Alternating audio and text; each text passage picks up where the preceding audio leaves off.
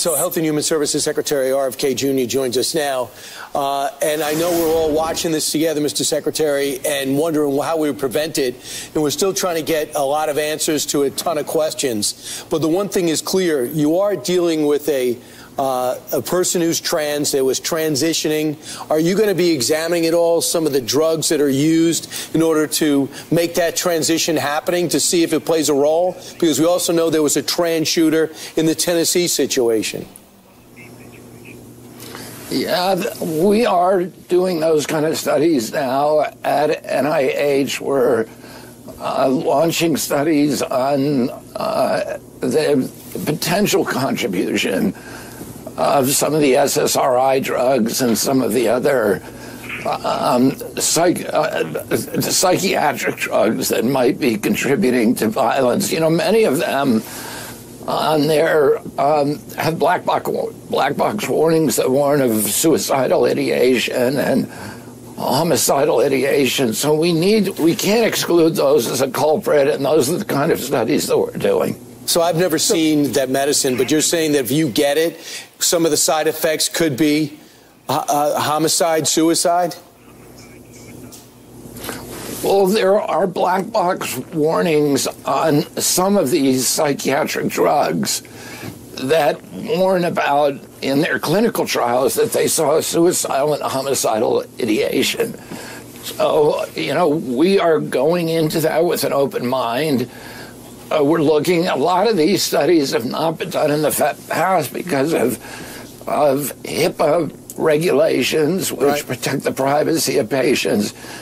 But it's something right now that we are looking at. We need to look at it, and we need to explain why all this violence is happening, and we need to look at every possibility. Right. So imagine there is a medication that they're giving to people who are going through this transition that actually says on the box, may cause suicidal tendencies.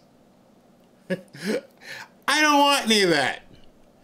I don't want to go to a doctor to help me with a situation I'm dealing with that's going to make me want to kill myself.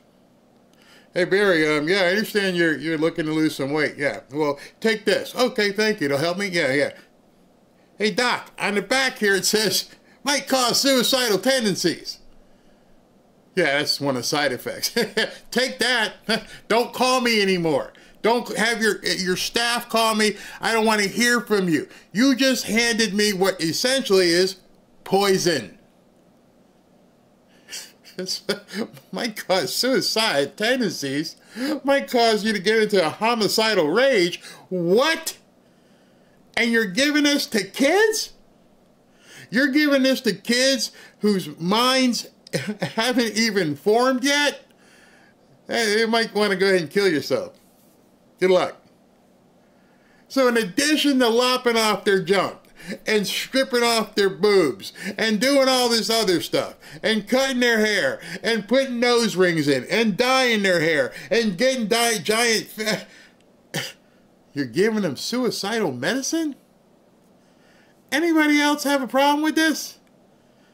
Anybody who's a parent, like, hey, Sally, you're going to be Stu really quick. And when Stu comes, Stu's going to be a homicidal maniac.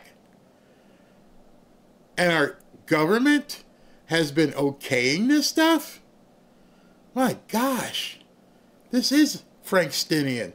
They would turn this into fucking zombies, Frankenstein zombies walking around who want to kill. Obviously, you have a lot of things at play, whether it's the SSRIs or just the profound mental disease that is affecting a lot of these people. And obviously, we have endured a lot of these shootings over the years. What can be done about the HIPAA regulations so that federal authorities can get around that and actually examine the bodies and do forensic analysis of some of the mental diseases that go into this?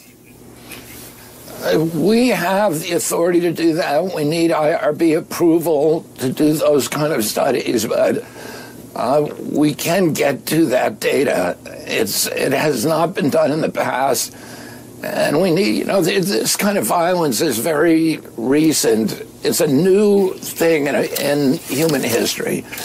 There was no... So Our Director of Health and Human Services, this is some new stuff here. This is some crazy new stuff that these people are doing. Duh. And I don't know if you've been following the stuff that's been happening in the last 24 hours in the CDC. They're dropping like flies. They're like, I'm out, I resign. Except the head, and this is something I've never seen before. I never knew you can get fired and sue and say, no, I'm not going. And what's interesting about, they'll talk about this in a second. Let me wait until they get to this woman. She's the head of the CDC. She's been fired. And she's like, nah, I'm not leaving. Which I never knew you could do. When I've gotten fired in my life, I didn't know, pack your shit and go. And they're like, nope, can't make me. I'm like, what are you talking about? You're not working here anymore.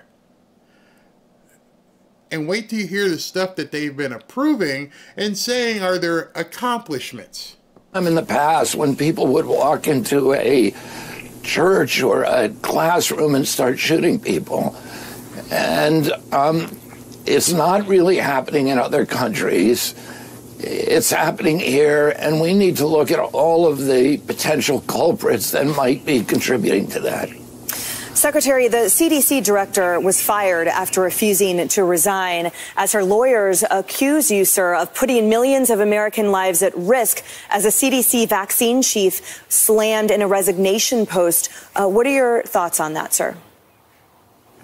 Well, I'm not going to comment. It would be inappropriate for me to comment on a personnel issue. What I will say is, President Trump has very, very ambitious hopes for CDC right now. CDC has problems. We saw the misinformation coming out of COVID. They got the testing wrong. They got the social distancing, the masks, the school closures that did so much harm to the American people.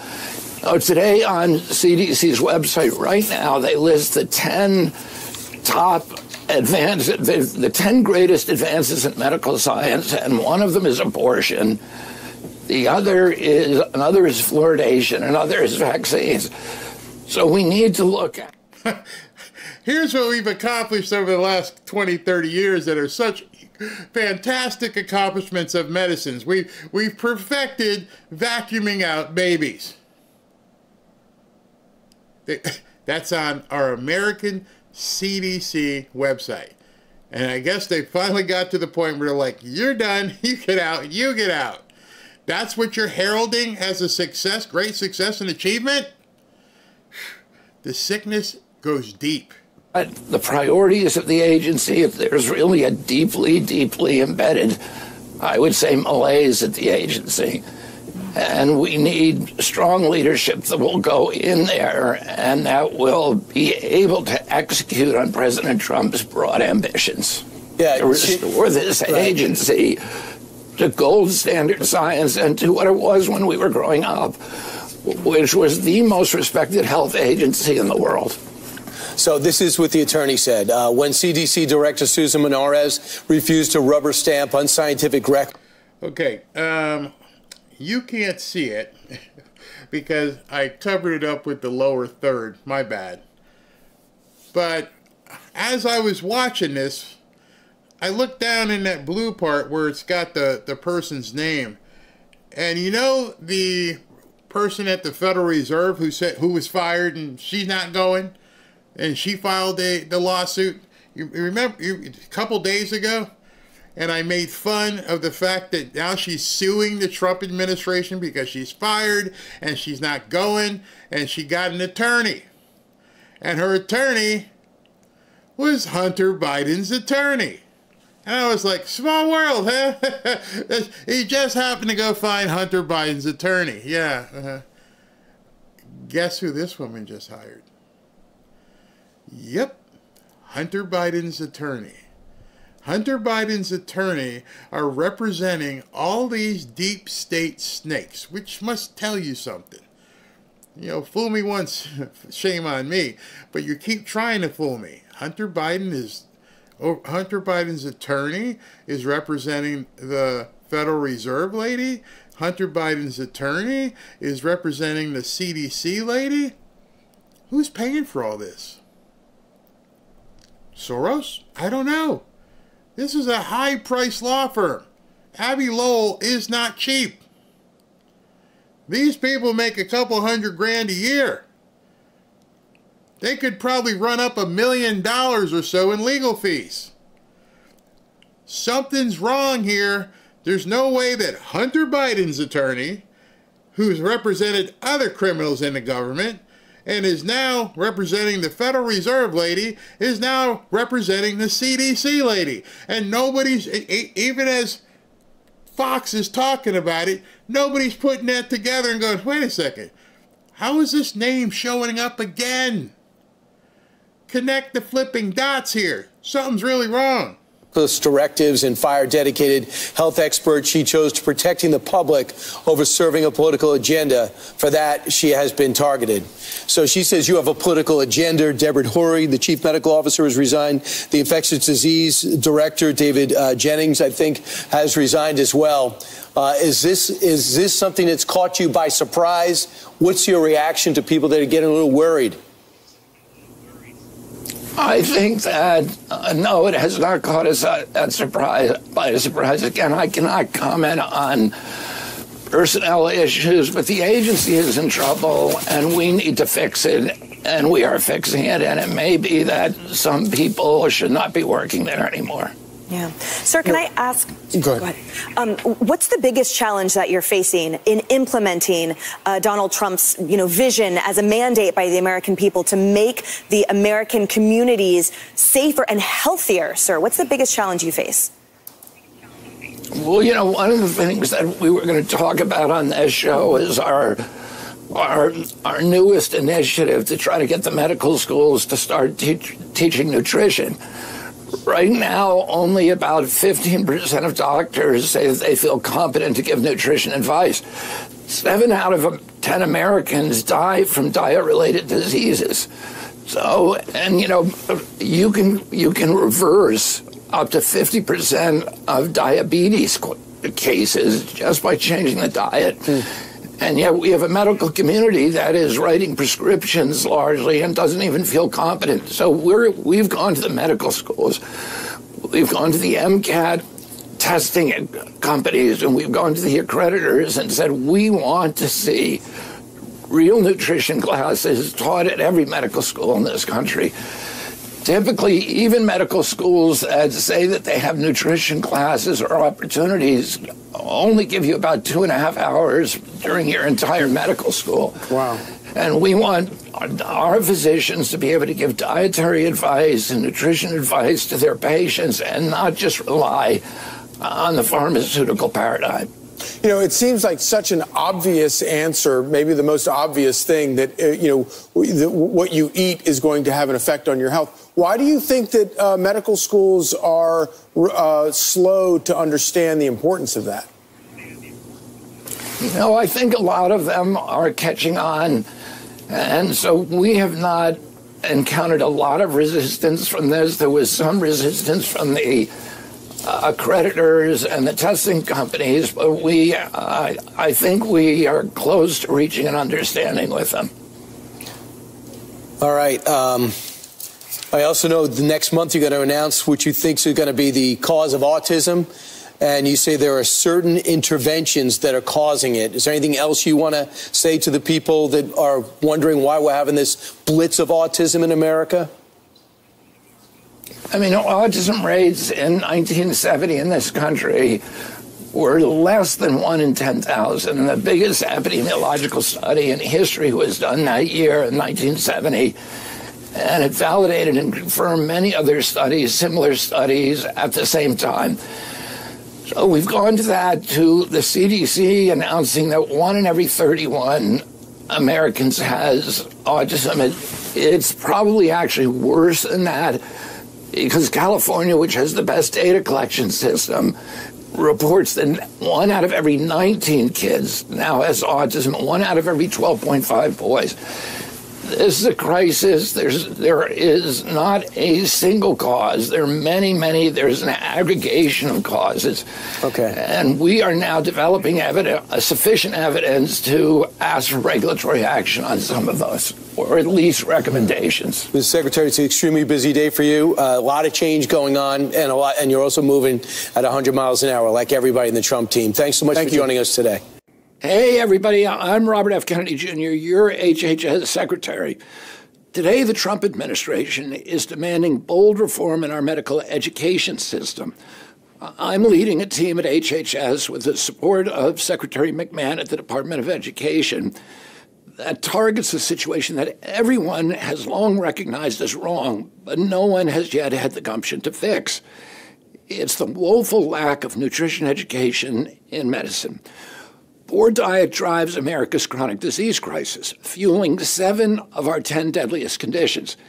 Each year, it claims an estimated 1 million American lives through diet-related illnesses. Meanwhile, we pour more than $4 trillion annually into treating these preventable diseases, and we continue to graduate physicians unprepared to confront their root cause. The good news is that diet not only causes these conditions, it can also prevent and reverse them. But for too long, we've instead analyzed the chronic disease crisis, commissioned studies, and pontificated about the importance of nutrition without taking any meaningful action. Recent data reveals a critical disconnect. Although all medical schools claim to include nutrition in their curricula, most medical students report receiving no formal nutrition education throughout their entire training. This leads to a troubling reality. Most medical students recognize nutrition as necessary. Nearly all medical residents are asked to counsel patients about nutrition, but fewer than a quarter of practicing physicians feel adequately prepared to provide nutrition advice. We can reverse the chronic disease epidemic simply by changing our diets and lifestyles. But to do that, we need nutrition to be a basic part of every doctor's training. We'll start by embedding nutrition directly into college pre-med programs and testing it on the MCAT. Every future physician should master the language of prevention before they even touch a stethoscope. Under President Trump's leadership, we are going to systematically transform nutrition education throughout American medicine. For more than 200 of America's medical schools, 13,000 residency and fellowship programs, and ultimately each of the nation's 1.1 million practicing physicians.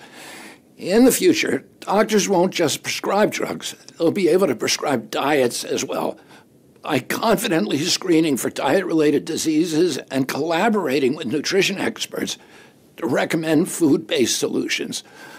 Our reforms will save our country hundreds of billions of dollars and prevent millions of debilitating chronic diseases. This is an approach that is both radical and common sense. We're going to reconnect medicine with its roots. Hippocrates, the father of medicine, said, "Let food be thy medicine, and medicine be thy food." His advice remains true today, and we're bringing back food to its proper place in medicine. So there was an interesting story this week that I saw on the Will Cain show on Fox News, and it was all about organ donation. I haven't really followed a lot of information that's going out there about organ donation, but it seems like there's a push to reform organ donation. So check out this video real quick, and we'll talk to somebody about it. In 2022, Daniela Gallegos, she fell into a coma at a New Mexico hospital and was allegedly going to have her organs harvested. On the day of the surgery, Daniela's family reported seeing her move. According to the New York Times, donor officials allegedly still pushed for the operation despite signs of life. The hospital refused. Daniela reportedly went on to make a full recovery. Now, this case is not the only one. In 2021, a Kentucky man named TJ Hoover was rushed to the hospital after a suspected overdose. Doctors believed he wouldn't survive and flagged that he was an organ donor. TJ was moments away from the organ harvesting procedure. Suddenly, he woke up. Fortunately, TJ survived, but he lives with PTSD since that day. Meanwhile, a federal investigation into nonprofit group, Kentucky Organ Donor Affiliates, also known as CODA, may have pushed hospital workers towards surgery despite a patient's signs of life. It's important to remember organ donations do play a vital role in our society when done appropriately. All right, so I've had somebody on the show many times that you guys seem to like when she comes on. I've got Kim Bright from Brightcore to talk to us today about organ donation and the reform that has to happen accordingly. Kim, good morning. How are you doing? Well, hey, Barry, I'm doing great. How about you? Oh, awesome. Awesome day here. Getting ready for the weekend. All right, recently there's been an investigation that revealed some disturbing practices at this nonprofit in Kentucky. Tell me more about that. Well, you know, the whole organ harvesting company situation is really very shady. There's a situation where, I don't know why, but Kentucky seems to be the leader in the nation. They're looking into now, RFK Jr. found out that some really shady deals are going on with organ transplants. So he is now investigating, and he's looking all over the country, but Kentucky comes out the leader. You know, it's so sad because this is a horror story. There are people that, you know, they're saying brain dead, we can harvest your organs. You know, if you're going down on the gurney and you wake up, they still want to harvest your organs. I mean, what's really sad is this gentleman in Kentucky, you know, he came in with an overdose and he was in a coma, and they were wheeling him down and they were going to take his organs, but he woke up and the organ harvesting company on the other end of the phone was saying, no, take his organs anyway. A shocking case out of Richmond. A man was declared brain dead and was prepared to donate his organs, though hard to believe he was in fact alive. 36-year-old TJ Hoover had his life changed forever. On October 25th, 2021, he was admitted to Baptist Health Richmond's emergency room. He was experiencing cardiac arrest and was deemed code blue. We were told TJ had no reflexes, no responses, no brain waves, no brain activity. Because of that declaration, they decided to honor TJ's wishes as an organ donor. We had his honor walk, but almost as soon as his honor walk started, his eyes started open, and not just open, he was tracking around looking to see, you know, what was going on. And we were told that was just reflexes, just a normal instinct. He's not there. But that wasn't the case. In fact, he wasn't dead. He was very much alive. I feel like they were trying to choose my brother. They were going to sacrifice my brother's life to save how many every other people. This is really a horror story. And, you know, brain dead is a lie that's been invented by organ harvest companies, according to Dr. Paul Byrne, who's a medical doctor. And he states that every organ has to be from the living, not a cadaver. So I think people, when they are organ donors on their driver's license, they have no idea that their organs are going to be harvested while they're still alive. So we really have to take care of our organs, you know, not for donation, but to live longer and healthier lives, Barry. Now, you said two terms there that I wanted to ask you about, because I didn't know until you just said it. Organ donation or organ harvesting companies. I think a lot of people think when they check that box on their driver's license that organ harvesting is done by the hospital or a doctor. It's actually done by a company outside of the hospital? Well, in some cases they do it at a hospital. In other cases, they do it outside of the hospital, and then they're transported back to the hospitals. There was a nightmare situation, and this is why RFK Jr. found out about it. He heard about somebody suing these companies because their daughter was taken from the hospital to an organ transplant or an organ donation company's you know, wherever they were doing it. And she woke up on the table as they were actually doing the organ donation surgery. And so they rushed her back to the hospital. She ended up dying. So now that family's suing. So sometimes it's in the hospital, sometimes it's at different locations. So this is really warranting some investigation into it, because there's a lot of money involved with this too. It's almost like, you know, how Big Pharma was in bed with the FDA prior to President Trump coming in, and now RFK Jr. is reforming that. Well, this is kind of the same thing, because they've had, they have shown that that organ harvesters were very involved with the people that were regulating them. So this is kind of shady, don't you think? Oh, it's very shady. And you know what's funny? When these stories come out, we all like cringe just even hearing somebody open you up and wanting to take your kidneys or your livers or whatever else. And that's the only time people usually think of their organs, unless something goes wrong. But what can people do to try, instead of donating your organs, treat your organs better to actually live longer and healthier?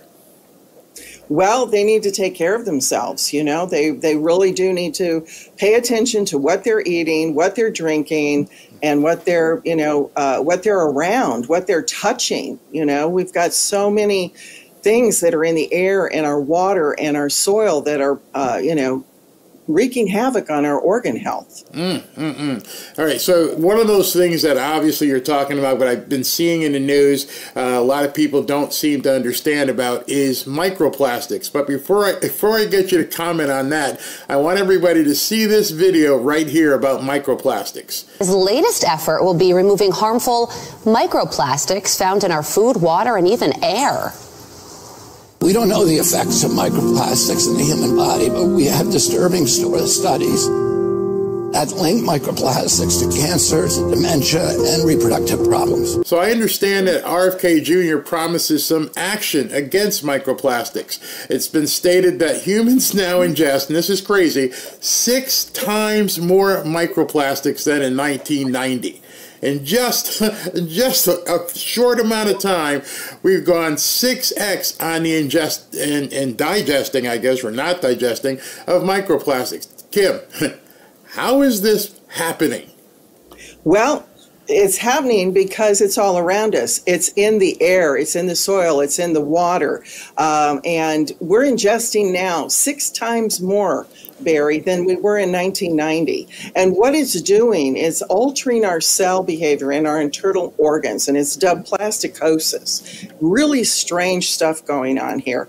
What it's doing is it's causing all kinds of infertility. It's causing organ problems. It's causing all kinds of heart and brain and liver problems. It is really impacting our health so badly.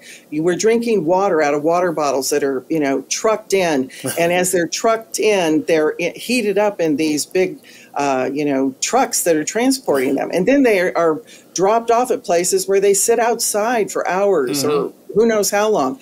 When you heat up microplastics, you are now strengthening the chemical bonds, and you're allowing more of it to go into what you're drinking or you're eating.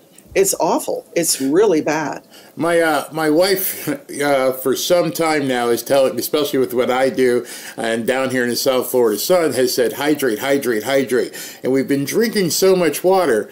And then one day I noticed I went out to the pantry to get the water, and it was gone. And I'm like, honey, where's the water? She's like, it's over there. And now she only uses glass spring water, and she filters it and everything else, because people don't understand that everyone told you to hydrate, but they're telling you to hydrate again from a bottle, like you said, it's been sitting in the storeroom or something, and they're not realizing that those microplastics are, I don't know if you want to say decomposing or becoming a part of your water, and now the microplastics are even in your food. So Kim, how is that even possible? How are the microplastics being allowed by these companies to be ingested by people without them even knowing that it's going into their bloodstream? Well, it's a huge problem, Barry, because the situation is we've got it, coming into our meats. When we water the grass with the water that's loaded with microplastics and other chemicals. So it's in the grass that the beef is eating. It's in the fish. It's in the seafood that are in the oceans. It's everywhere. And they did a study, and that study showed that 88% of meat, whether it was pork or beef or chicken, seafood, the different types of seafoods, and alternate proteins like tofu and, plant-based. They all had it. 88% of what they tested had microplastics in it. And they didn't even test for nanoplastics, which are, millions and billions times smaller that you can't even see.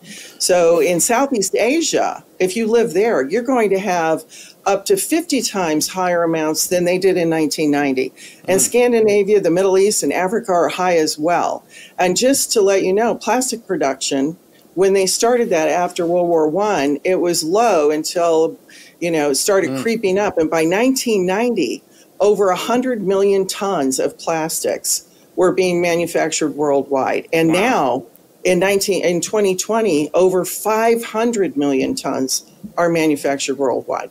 So when you have all of this manufacturing of plastics and this use of plastics and, in wrapping and when you wrap the meat, when you ultra processed foods, you've got higher amounts in things like chicken nuggets and fried shrimp, because of the coatings, and the ultra-processed foods go through more chains of being touched by plastic, whether it's equipment, whether it's the wrapping, whether it's, it could be whatever. And the inhalation too, we're inhaling these particles. It's highest in China and Mongolia. If you're living over there, because of all their production, their industries over there, you're up to 2.8 million particles you're inhaling a day. But if you're living in America or Canada, it's only 10,000 particles. That's crazy too. It's funny. I used to do some work with a environmental company that used to like to pick up plastics. And part of the training videos, they would show some of these beaches that were just disgustingly inundated with plastic and all other kinds of garbage. And, as you've been talking to us about what's in the food, we all think it's just in your gut. But I understand now that microplastics are even getting into people's brains. I saw this video. It's absolutely terrifying. And we start with a new study on the impact of microplastics, which found human brains contained as much plastic as a plastic spoon, which is up 50% from 2016. What we're finding is in the brains of people who have dementia, there's actually higher amounts of microplastics. So essentially, these microplastics, or these tiny little particles of plastics, are crossing the blood-brain barrier, and they're depositing into our brain. And they're being correlated with increased risk of neurodegenerative diseases like dementia, possibly linked to autism and other things that affect the brain. There's also evidence showing increased risk of stroke, and increase inflammation overall. So I have always said, listen, there's no way to avoid microplastics entirely unless you're going to live in a bubble. And by the way, that bubble couldn't be a plastic bubble. It'd have to be a glass bubble. So what exactly is this stuff called BPA? Well, BPA is bisphenol acetone. And that is a plastic that is just inundated everywhere. And so University of New Mexico did a study in 2016, and they showed that we already have plastic in our brain. But by 2023, 24, when they did another study, now we have a spoonful of plastic in our brain, which amounts to 0.5% plastic in our brain. It's like if you had a plastic spoon, that's the amount. It's about 7 grams. Wow. Our brains are now 99.5% human. But this University of New Mexico, they did this study, and they showed that the cadavers that they were looking at, some of them had Alzheimer's. They were 10% more than the other brains, but it had increased by 50% since 2016 up to this study in 2024. That's crazy, Barry. That's not even 10 years, and it's already doubled. So, Kim, I saw this recent video about microplastics even being in our blood. You guys got to check this out. White ones, we've got clear ones. Tons of microplastics wash ashore all over the world every day. And now for the first time, scientists in the Netherlands have detected microplastic pollution in human blood. All the microplastics and nanoplastics we are exposed to, we inhale and we ingest, that actually, there's so much plastic that it can enter our bloodstream. The Dutch study on blood samples from healthy adults detected tiny plastic particles in 80% of people. Kim, how is that possible? How is the microplastics coming in that we're ingesting actually getting into the blood? Well, you know, it goes into our blood once it goes through our digestion, and we've now got it in the blood clots. And because we've got microplastic in blood clots, that is now, per studies, linked to higher risks of heart attacks and strokes. And a 2022 study showed that there were higher levels of microplastics in the blood levels of people with IBS. And so, you know, the gut is really playing a role here. And microplastics are they're all different sizes. They have very sharp edges that can cut into our gut. They can cut into our bloodstream and making holes everywhere. The blood-brain barrier gets all messed up, as well as we've seen with that clip that you played earlier. But the microplastics, because of their odd shapes and everything, and because of their electromagnetic field, they suck in heavy metals, Barry. And they also suck in other toxic chemicals. And because of their inert chemical properties, they can't be metabolized in our body or degraded in our body. It's insane, and I don't think there's enough being done about it, and I think that's why RFK Jr. has decided to reform this, not just for the organ donors, but for the living as well. And speaking of RFK Jr., I got to tell you a quick story. I was doing research for one of my shows, and as I was doing research, a clip of him on Fox and Friends Weekend popped up. I played it on the show, and I said, I have to talk to Kim Bright about this because she's been telling us about kimchi for quite some time. You guys need to check this out if you haven't seen it. Mainly meat and then fermented vegetables, anything fermented. So a lot of kimchi and all kinds of fermented vegetables. And it's really, I would say it's dramatically changed my, you know, everything. Kim, I don't know how old RFK Jr. is. I think he's 70 or 72 or something, but he looks great. Do you think kimchi in his diet has helped him with that amazing figure that he still has at his age? I think so. I mean, he's a couple years older, 2 or 3 years older than I am, and I definitely agree. Kimchi, you know, I eat it every day. I love it. I eat it, you know, in either fresh form or capsule form. But, you know, the whole thing when we are dealing, just to go step back a minute here, with the use of plastics and having them invade our bodies, they're endocrine disruptors. They act like the feminine hormones, and so men are becoming more feminized. We're having problems with men, even sperm counts.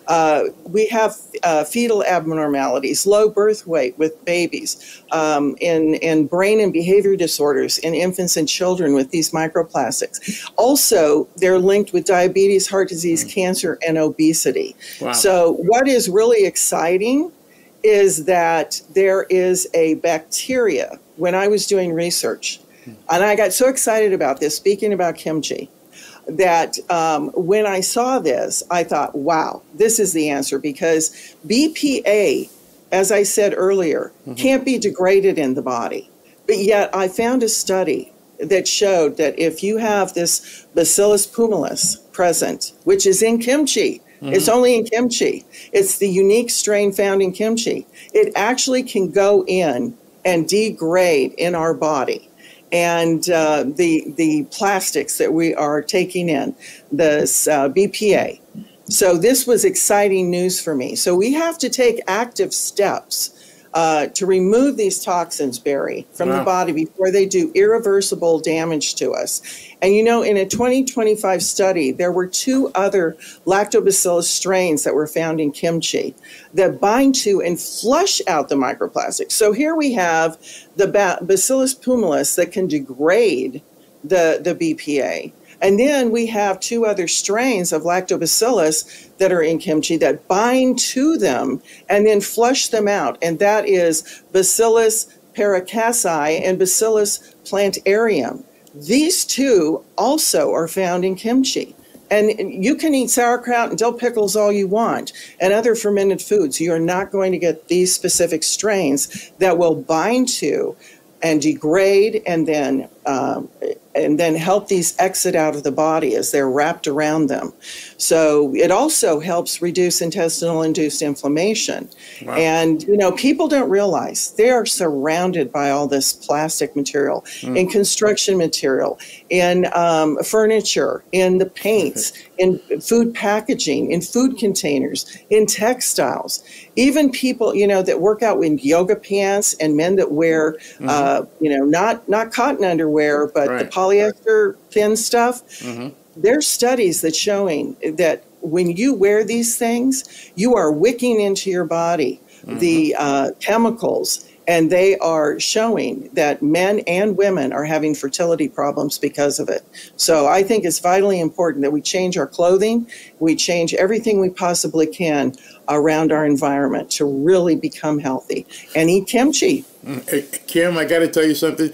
Over the weekend, our air conditioner went on the fritz. We called the guy, and they had to come in with the hose and blow it out and everything. And this thing that looked like a cow's hairball. I mean, it was bigger than a cat hairball. It was huge. And I asked him, what the heck is all that? And he goes, that's just the stuff in the air that the filters are bringing in and stuff. And I'm like, what? He goes, yeah, the carpet in your office and different things. So I understand because, and I looked at him like, that is not something that we're all just sitting here sucking in every single day. And he's like, yeah, over the course of, however long it was, 6 months, whatever, since he had serviced it, I understand. Because I was looking at it and going, this caught the stuff that we didn't breathe in. That was the air conditioning filter. We're walking around with our own filter. So I understand exactly what you're saying about us, needing to do something about the BPA in our own body. Is that one of the reasons, and is that lead you to create Kimchi One? Yes, and Kimchi One, kimchi being the king of fermented foods that contains over 900 unique probiotic strains, that is the real key here. And because our gut houses 70 to 80% of our immune system, now kimchi is going to replenish the good bacteria and feed the good bacteria. Because kimchi has prebiotics in it, which is the fiber, we're able to maintain that. And so that's going to feed the good guys, which are the probiotics in our gut. It's going to replenish that good bacteria, crowd out the harmful microorganisms, and produce compounds that are going to modulate the immune responses. And because it's antibacterial, antifungal, antiviral, and antiparasitic, these guys reside in your gut. The worse you eat, the more of those critters you have in your gut. So we need to make balance in our gut. We need to get that microbiome balanced with the good guys and get rid of the fungus and the mold's overgrowth and the parasites that are there and the funguses. And the viruses. When we strengthen our immunity, we're strengthening not only the immunity in our gut, but in our whole digestive tract and even in our sinuses, because that's all connected. And on our skin, we're strengthening that. So many people that have had problems with their with eczema and other things, and even in their head, eczema is gone away. In digestion, people are commenting, I've had constipation for so long, or diarrhea, or I have bloating, or I have so much gas or belching after I eat. They eat the Kimchi One, and so much smoother digestion, better skin and hair, as I said, and their metabolism speeds up. Because the kimchi, the way that it's constructed, it actually helps with losing some weight and having thicker hair and healthier hair. Here in Hawaii, kimchi, it's a local favorite, and now a new study gives us even more reason to like kimchi. A recently published report in South Korea found that people who ate moderate amounts of kimchi daily are at a lower risk for developing obesity. The report found that Korean men who consumed 1 to 3 servings of kimchi a day are less likely to develop obesity than those who ate less than a serving per day. So there you go, pound down the kimchi.